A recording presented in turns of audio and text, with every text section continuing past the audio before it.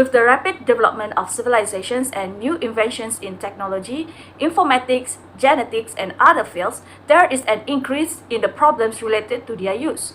The new technologies have triggered either risky applications, negative effects, or applications made without an analysis of their long-term effects and consequences. Today, I would like to focus on human cloning, which it is one of the three main categories of concern regarding this application of genetic technologies.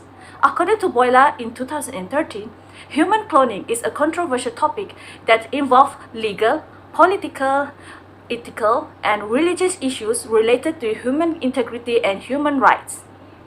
Human cloning can be defined as the production of individuals, entities, or populations identical or nearly identical to the parent or original organism from which they were obtained or derived.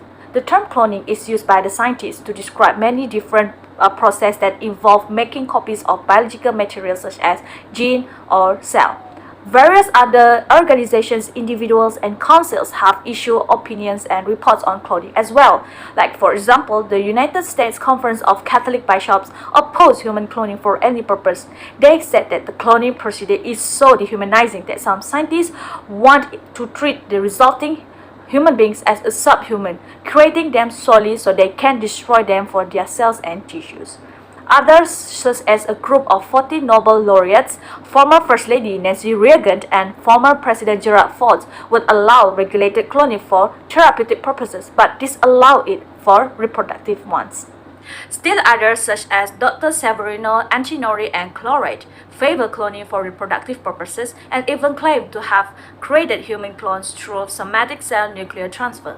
A human embryo is used for the cloning and research purposes, but ethics and moral values oppose it as this destroys the human embryo. Some people regard the human embryo as an individualized entity or a person as that reserve all rights as a human being should have it, as it is the initial stage of human development.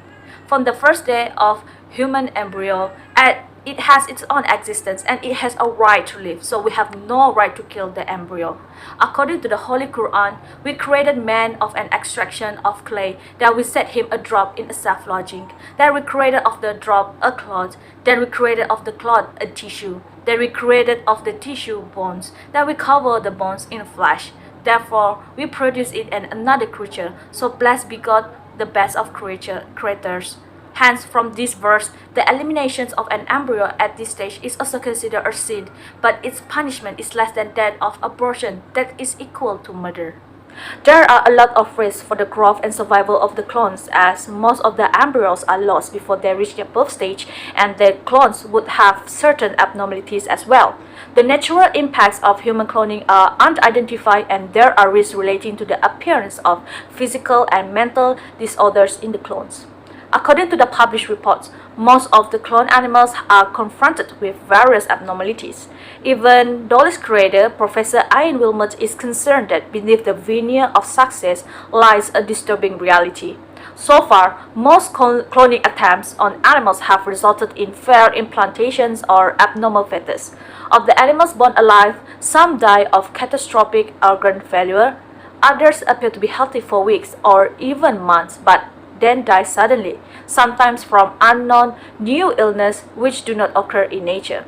The President Council on Bioethics concluded that given the high rates of morbidity and mortality in the cloning of other mammals, we believe that cloning to produce children would be extremely unsafe, and that attempts to produce a cloned child would be highly unethical. The National Bioethics Advisory Commission also reached a consensus in its objection to reproductive cloning because current scientific information indicate that this technique was not safe in humans. Lastly, in my opinion, although cloning has a great role in human health, but from Islamic point of view, it is against the Islamic belief, as Islam said that only Allah Almighty can create or destroy anything. The cloning is also against the nature due to the hazards that an embryo faces during a cloning process. There is also the risk of violating the fundamental human rights which the individual is created for a pragmatic purpose and then is killed.